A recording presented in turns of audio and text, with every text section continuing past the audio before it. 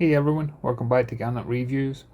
Today we're looking at a Sportsman Open 232 that was on display at the Daytona Beach Boat Show earlier this year. For a boat of this size, she's exceptionally well designed and equipped, and this one can be used both inshore and offshore for fishing. I'm going to include a link to the manufacturer's website in the description down below. Their website's fantastic and comes complete with a build configurator that you can spec this one out as how you would like it, including all the price details as well. The main headlines for this one is she's 22 foot 9 in length, she's got a beam at 8 foot 6, she's got a draft of 14 inches, she's got 95 gallon fuel capacity, she takes a maximum outboard of 250 horse, and she's got a starting price of $61,405. This one's designed with 250 horse outboard to give you a cruising speed just over 30 miles per hour and for a maximum speed of just over 50 miles per hour. In ballpark at cruising speed, you're looking at somewhere around 300 mile range. I love the flared bow design that it has. You can just imagine this one breaking through the waves, but giving you a very dry ride on board. And as we go to step on board, they've got ladders out for the boat show itself. But you can see here on the bathing platform it does have boarding ladders. This is great if you want to use this boat for fishing and diving. And also note the solid handhold for getting back on board as well. For a boat of this size, love the beam that it's got, but I love the clear deck space. It's easy to imagine you and your friends out fishing on this, and there's plenty of room to manoeuvre. And that solid T-top gives you extra protection from the sun, but also has built-in rod holders as well.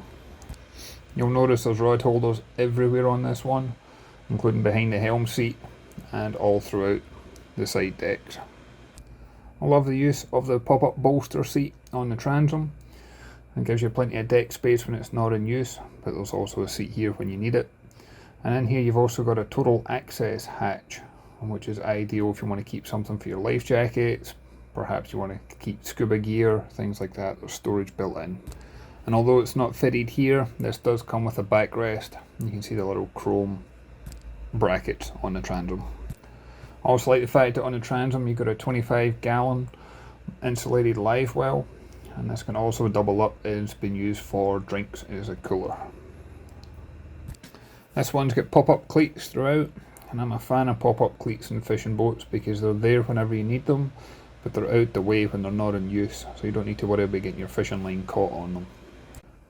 On both sides of the hull, you'll see that we've got rod holders built in, and that way you can keep your rod protected while your boat's underway. And also note the soft cushion bolsters that's on both sides, so that way that you're not getting your hips smashed against the side of the hull, but you've got that cushion protection as well. I love the design of the bow on this one. It's designed for both cruising and fishing. There's two large storage boxes on the bow, and these are insulated and can be used as fish boxes or coolers. On the bow itself we've got a deep anchor locker, and I love all the handholds, drinks holders and rod holders that's up here, as well as a removable backrest for the seats. In front of the console itself we have another seat here, but if you flip this up it's actually got a cooler built into it. I've made great use of every possible space on board for this one. And inside the console itself there's actually lockable storage. And in here just now they've got all the cushions that you would normally have laid out on the bow. But with this cleared out, there's actually enough room in here. You can use this to put a heads in here. You can also use it as a small changing room if you want some privacy on board. As to the helm, this comes very well equipped as standard, including a C-Star tilt stainless steel wheel.